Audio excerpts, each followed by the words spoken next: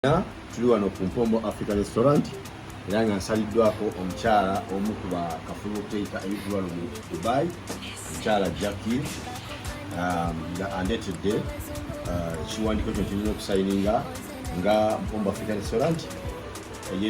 ali mu abo abasponsorinze ekigulu kino okubeerawo ekya Chuzen Becky, Litton Boss ne Namiro. So nga Mpombo African restaurant tusazeewo ne tulaba kuguza table yaffe tugenda okurizaavinga ku lunaku olwo era naffe baka kasa tugenda kukola ki tugenda kubeerayo abali Naye, abali Russell Kaima, abali Ajuman, mwenna mujje mubeere ku lunaku olwo mujje mulabe akaana kattu ka Chuzen mukamanyi kalaba mukajjukira bulungi nga Babi Kyagulanyi akayita okubeera nga kamusiikana era ye menta waako bayirawe. So mujje tuwagira akaana kattu kano mukamanyi nga